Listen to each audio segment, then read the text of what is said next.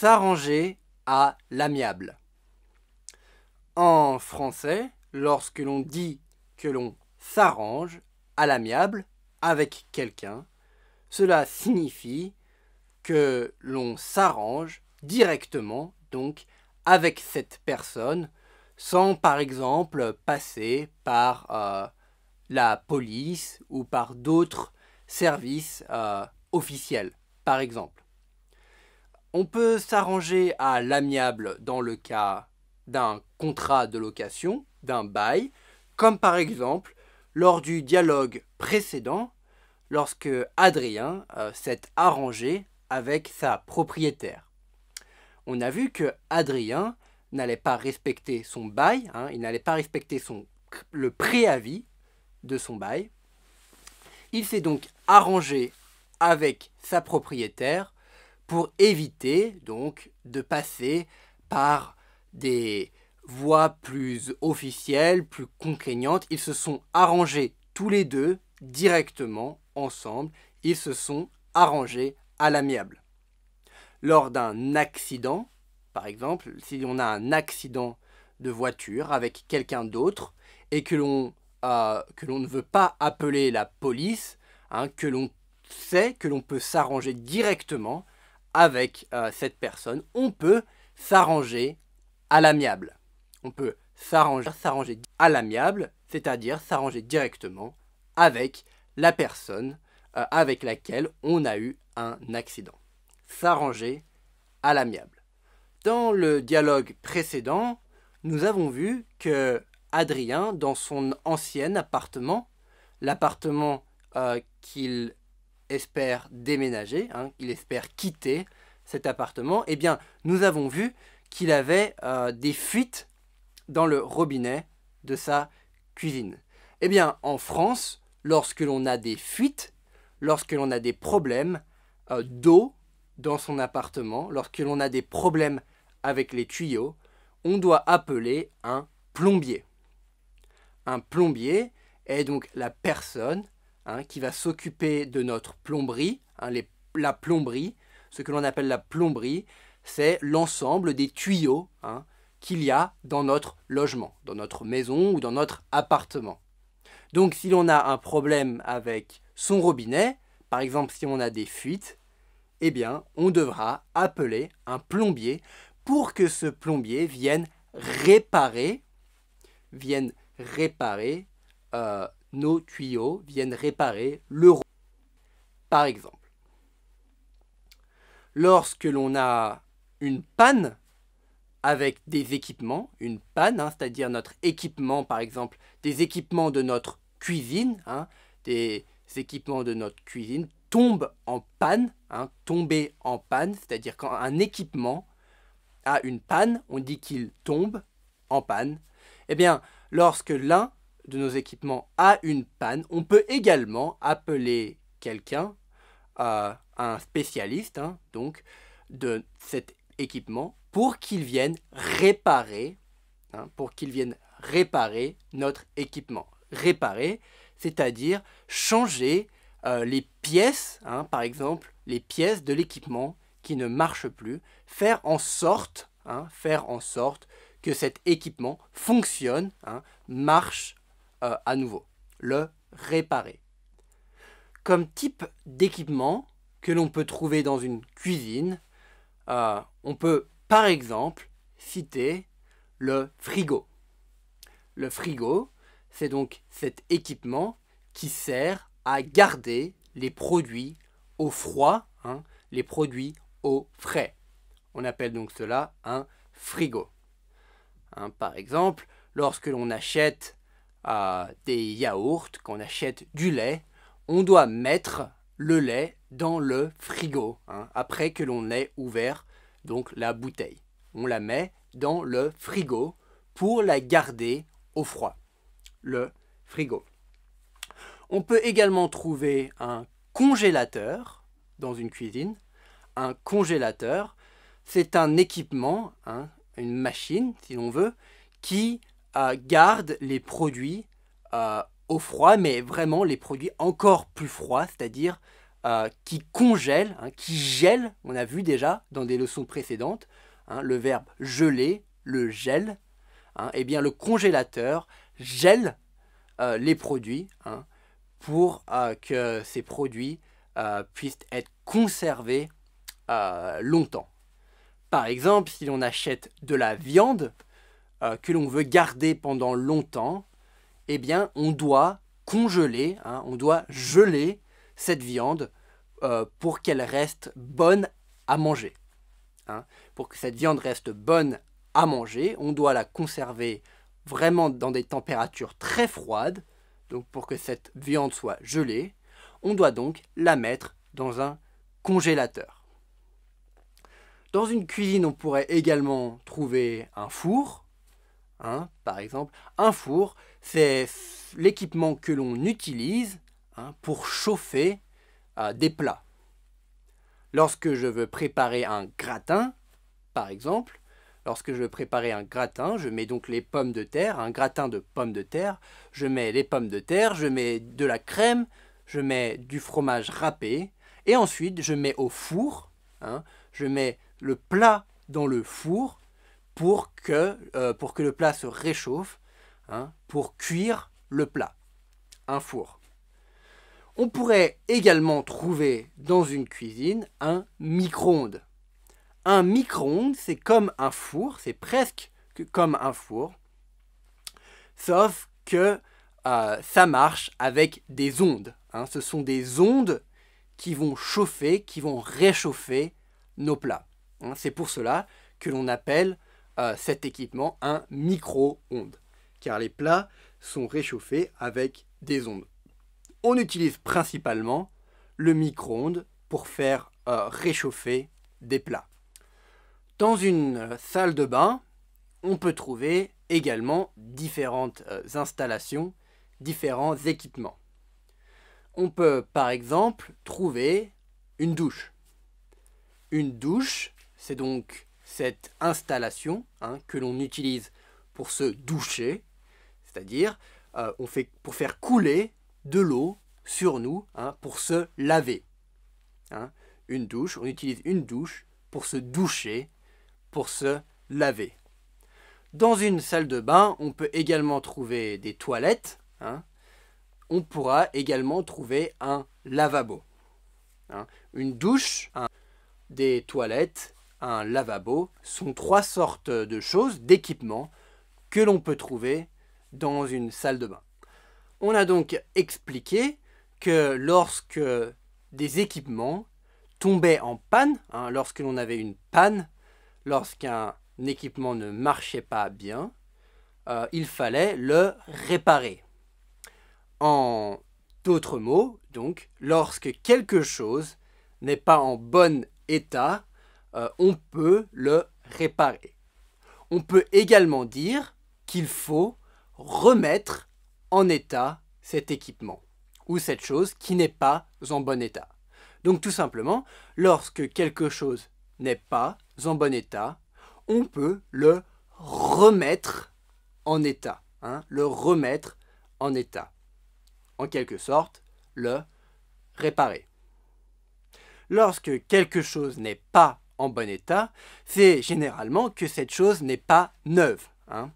Quelque chose qui n'est pas neuf, hein, neuf, l'adjectif neuf, neuve au féminin. Quelque chose qui n'est pas en bon état n'est généralement pas neuf. Eh bien, parfois, lorsque l'on remet en état quelque chose, hein, qui n'est donc pas neuf, hein, qui n'était pas en bon état, eh bien, cette chose que l'on vient de remettre en état, après, parfois, on a l'impression qu'elle est neuve encore. Hein. Cette chose est à nouveau neuve. On peut donc dire que cette chose est comme neuve. Donc, par exemple, si par exemple mon four était abîmé et que je le répare, que je le remets en état, eh bien peut-être que après que je l'ai remis en état, il sera comme neuf. Il aura l'air neuf, il sera comme neuf. Signaler. En français, on utilise le verbe signaler pour dire en quelque sorte indiquer. Signaler et indiquer, c'est plus ou moins la même chose. Donc lorsque, par exemple, un de mes équipements dans mon appartement n'est pas en bon état, je peux le signaler, je peux l'indiquer à mon propriétaire. Si je dis que je signale quelque chose à mon propriétaire, c'est comme si je lui faisais un signe, je lui disais attention, je lui fais un signe, je lui signale, je lui indique, je lui dis que par exemple donc cet équipement n'est pas en bon état, que peut-être il faut le réparer, le remplacer, le remettre en état. Signaler. Prendre soin, en français, lorsque l'on dit que l'on prend soin de quelque chose, cela signifie que l'on fait vraiment attention à cette chose. Par exemple, si je dis que je prends soin de mon appartement, cela signifie que je fais attention, je fais vraiment attention à ne pas abîmer mon appartement. J'en prends soin, je fais attention à le garder en bon état, à ne pas l'abîmer. On peut également utiliser l'expression prendre soin de quelque chose pour des personnes. On peut dire prendre soin de quelqu'un. Par exemple, si je dis que je prends soin de mes parents ou de mon ami, cela signifie que je fais très attention à comment vont mes parents, à comment va mon ami. Je prends soin d'une personne. On peut prendre soin d'un objet ou prendre soin d'une personne. Poursuivre. En français, on utilise le verbe poursuivre pour dire par exemple continuer. Si je dis que, si par exemple je fais quelque chose et que je dis que je poursuis ce que je fais, je peux dire en fait que je continue cette chose. Par exemple, si j'étudie, je suis un étudiant, j'étudie, et en ce moment, et vous me demandez donc qu'est-ce que je vais faire l'année prochaine, par exemple, je peux vous répondre que je vais poursuivre mes études. Je vais poursuivre mes études, c'est-à-dire je vais continuer mes études, je vais continuer à étudier. On pourrait également utiliser le verbe poursuivre pour dire que l'on suit quelqu'un. Par exemple, si quelqu'un me vole mon porte-monnaie, si quelqu'un me vole mon porte-monnaie, je peux lui courir après, le suivre, je peux le poursuivre. Si je poursuis une personne, cela signifie que j'essaye de rattraper, j'essaye de rattraper cette personne, je la poursuis. Récupérer. En français, on utilise le verbe récupérer pour dire que l'on prend quelque chose. On récupère, on prend quelque chose. Par exemple, si je laisse quelque chose pour vous, par exemple un cadeau, si je laisse un cadeau quelque part pour vous et que je vous dis vous pouvez passer le récupérer, cela signifie que vous pouvez tout simplement passer le prendre, c'est-à-dire récupérer ce que j'ai laissé pour vous. On utilise le verbe récupérer en français lorsque quelque chose a été laissé quelque part. Lorsque quelque chose a été laissé quelque part, on peut le prendre, le récupérer. Je vous ai laissé un cadeau, vous pouvez récupérer ce cadeau. Le séjour. Le séjour, en français, est une pièce d'un logement, d'une maison ou d'un appartement, par exemple.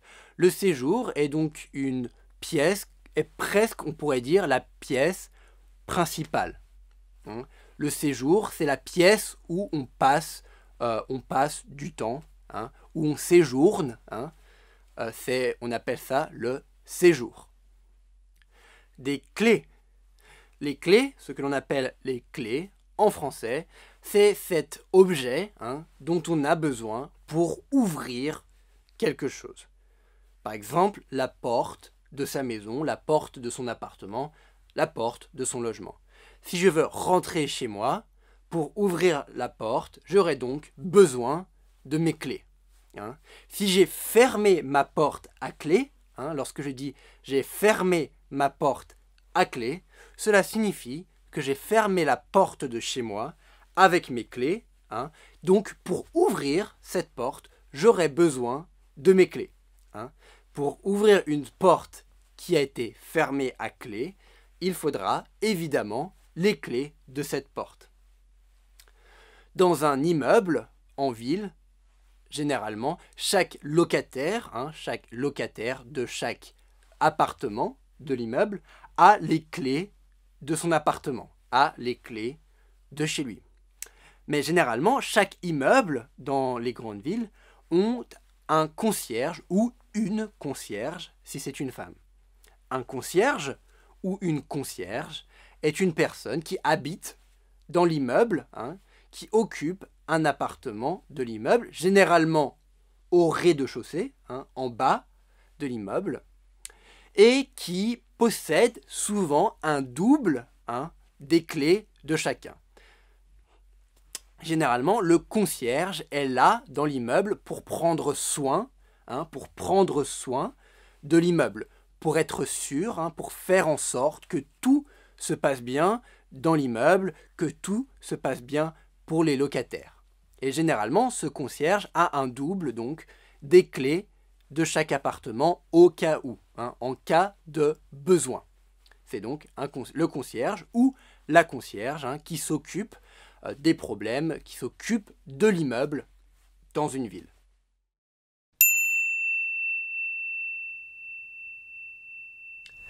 C'est vraiment gentil de votre part d'avoir accepté que l'on s'arrange à l'amiable pour la résiliation du bail.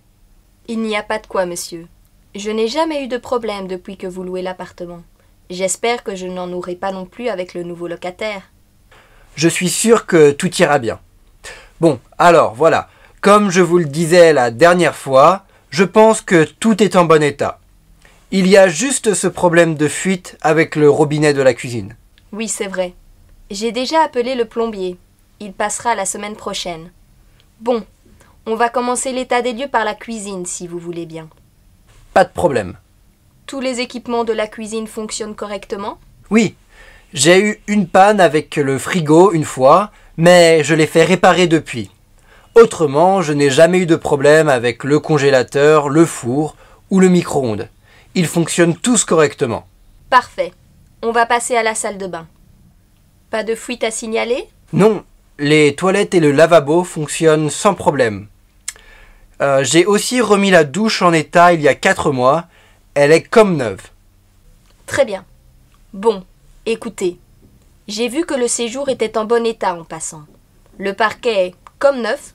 Vous avez pris soin de l'appartement. Je pense qu'il est inutile de poursuivre l'état des lieux plus longtemps. Je vais vous rendre votre caution. Merci à vous. Et au fait, comment est-ce qu'on fait pour les clés? Je pars mercredi matin. Vous n'avez qu'à les laisser au concierge en partant. Je les récupérerai plus tard. Très bien. Bonne fin de journée à vous. À vous aussi, monsieur.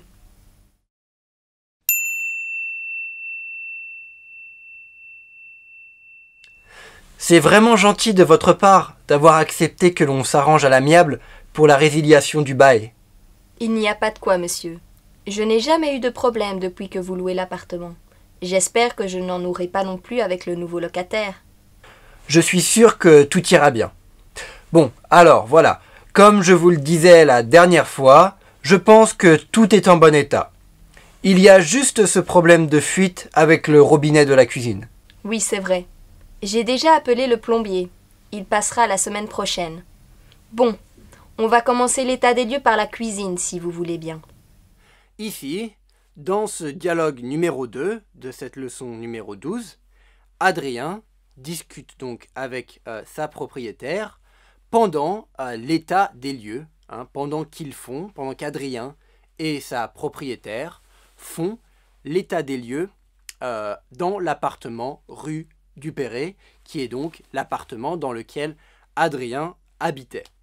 Il essaye de quitter, il essaye de déménager de cet appartement pour aller dans un autre appartement, dans un autre quartier. Il est donc en train de faire l'état des lieux avec sa propriétaire. Dans un premier temps, Adrien dit à sa propriétaire que c'est gentil, il lui dit c'est gentil d'avoir accepté que l'on s'arrange à l'amiable pour la résiliation du bail. C'est gentil, Adrien dit à sa propriétaire, c'est gentil, vous êtes gentil d'avoir accepté que l'on s'arrange à l'amiable. En effet, la propriétaire n'était pas obligée de s'arranger à l'amiable avec Adrien, puisque Adrien ne respectait pas le préavis de son bail. Elle aurait pu donc dire à Adrien qu'elle n'était pas d'accord, qu'elle voulait qu'Adrien reste dans l'appartement, paye son loyer encore 3 mois, puisque c'était ce qui était convenu dans le préavis. Mais elle a accepté de s'arranger à l'amiable avec Adrien, de s'arranger directement avec Adrien, de trouver une solution avec lui. C'est donc pourquoi Adrien lui dit que c'est gentil. C'est gentil d'avoir accepté de s'arranger à l'amiable pour que Adrien puisse résilier, puisse annuler son bail, puisse annuler son contrat et donc quitter l'appartement, donc déménager. La propriétaire explique donc ensuite à Adrien que la raison pour laquelle elle a accepté de s'arranger à l'amiable est parce que Adrien a toujours été un bon locataire, elle n'a jamais eu de problème avec lui. Elle lui dit donc qu'elle espère qu'avec le nouveau locataire, ce sera la même chose, qu'elle n'aura pas de problème non plus. Donc puisque Adrien était un bon locataire, sa propriétaire a donc accepté de s'arranger à l'amiable avec lui. Elle lui explique, elle lui demande ensuite dans quel état est l'appartement, si tout est en bon état. Adrien répond que oui, que tout est en bon état dans l'appartement, il n'y a pas de problème. Le seul problème en fait qu'il y a est donc avec ce robinet dans la cuisine qui fuit. Il l'avait déjà expliqué avant, dans le dialogue numéro 1, qu'il y avait des fuites donc dans le robinet de la cuisine. Le robinet de la cuisine fuit. C'est le seul problème qu'il y a à signaler, qu'Adrien signale donc à sa propriétaire durant cet état des lieux. Il dit le reste, tout est en bon état, il n'y a pas de problème. Donc puisqu'il y a un problème de fuite dans la cuisine et que Adrien avait déjà informé, l'avait déjà signalé à sa propriétaire lorsqu'il l'avait appelé au téléphone, la propriétaire, ici, explique à Adrien qu'elle a déjà appelé un plombier pour venir réparer le robinet de la cuisine et donc résoudre le problème de fuite de ce robinet. Elle a donc déjà appelé un plombier, comme on l'a déjà expliqué dans le vocabulaire. Le plombier est la personne qui s'occupe des problèmes de plomberie, c'est-à-dire des problèmes de tuyaux dans un logement, dans un appartement ou dans une maison.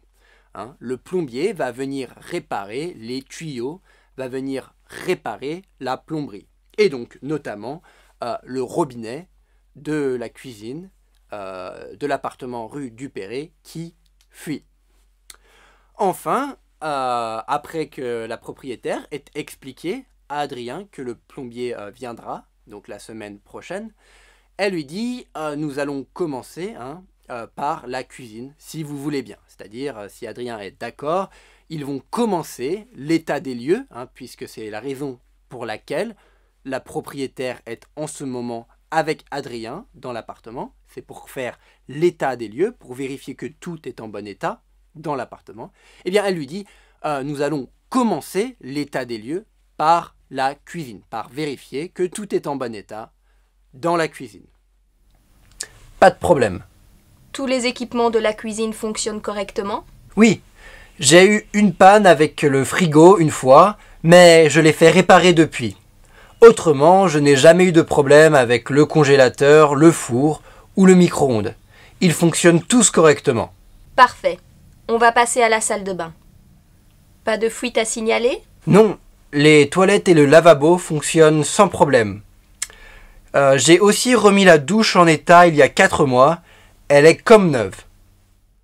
Une fois que Adrien et sa propriétaire soient arrivés dans la cuisine de l'appartement pour vérifier que tout est en bon état, la propriétaire demande à Adrien si tous les équipements de la cuisine, par exemple le four, le micro-ondes, le frigo, etc., fonctionnent correctement. Est-ce que tous ces équipements marchent, fonctionnent correctement? Est-ce qu'il y a des problèmes ou est-ce que tout est en bon état, tout fonctionne? Adrien répond donc à sa propriétaire que tout fonctionne, il n'y a pas de problème, les équipements fonctionnent tous correctement. Le seul problème, c'est qu'il y a eu une panne dans le passé. Donc, Adrien a eu une panne avec le frigo. Ce qui signifie donc que le frigo est tombé en panne. Mais depuis, Adrien l'a fait réparer, c'est-à-dire qu'il a demandé à quelqu'un, il a fait venir quelqu'un pour réparer le frigo, pour que le frigo fonctionne, marche à nouveau correctement. Il a donc fait réparer le frigo. C'était le seul problème qu'il avait à signaler, que Adrien avait à signaler dans les équipements de la cuisine. Il dit autrement, pour le reste, il n'y a pas de problème, tout fonctionne, tout marche correctement dans la cuisine.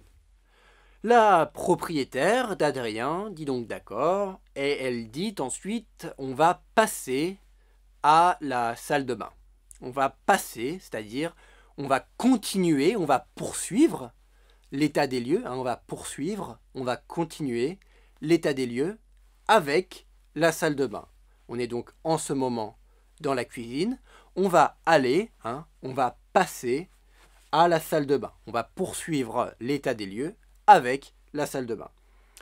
Adrien et sa propriétaire donc se retrouvent, arrivent dans la salle de bain pour vérifier que tout est en bon état dans la salle de bain. La propriétaire demande donc à Adrien est-ce qu'il y a des fuites à signaler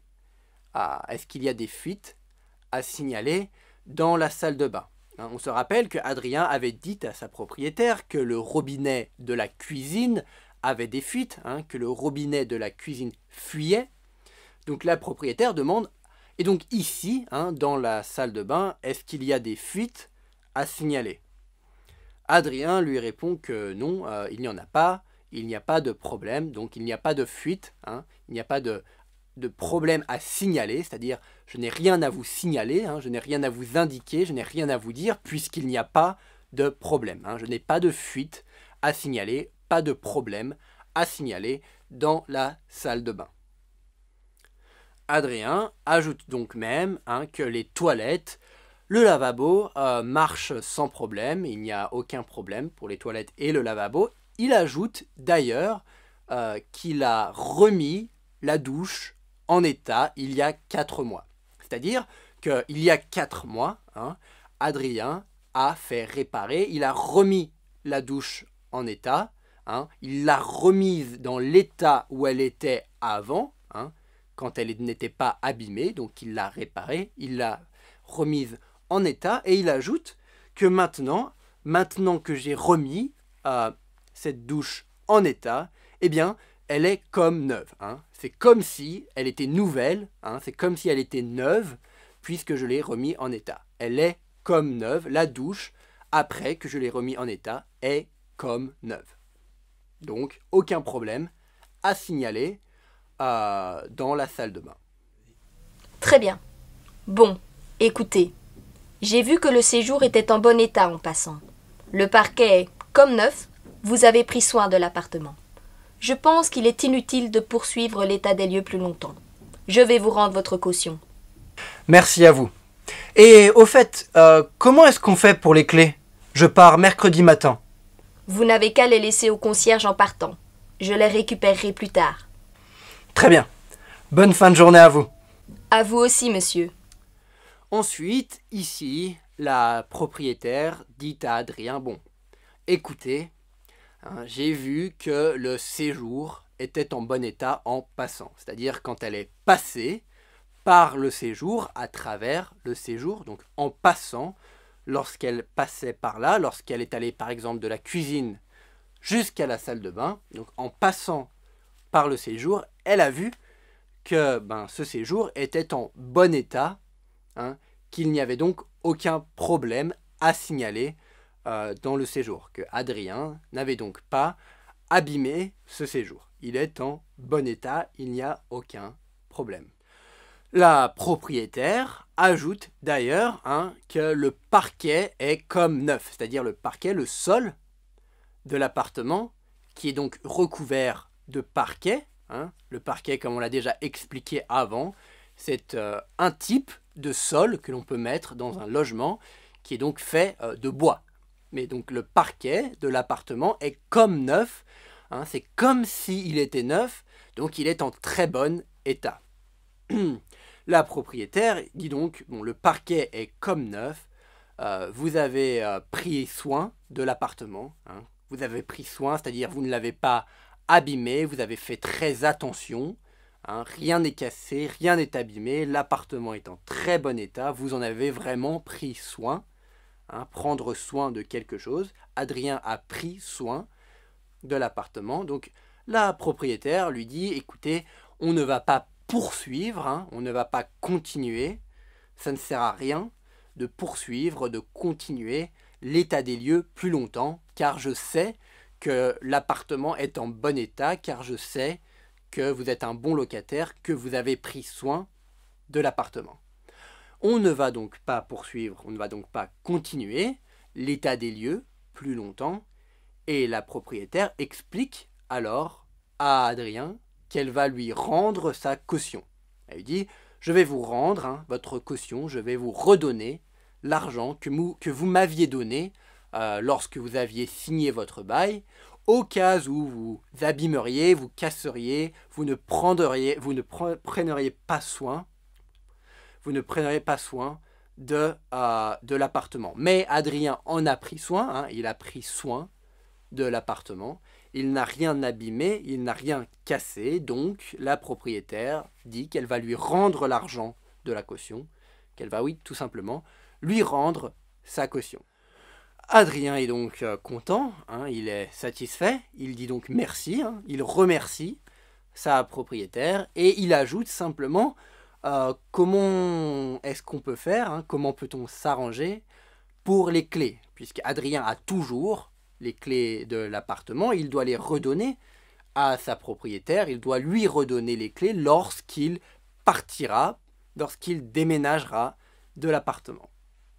Il demande donc à sa propriétaire comment est-ce qu'ils peuvent faire, comment est-ce qu'ils peuvent s'arranger pour que la propriétaire puisse récupérer les clés de l'appartement.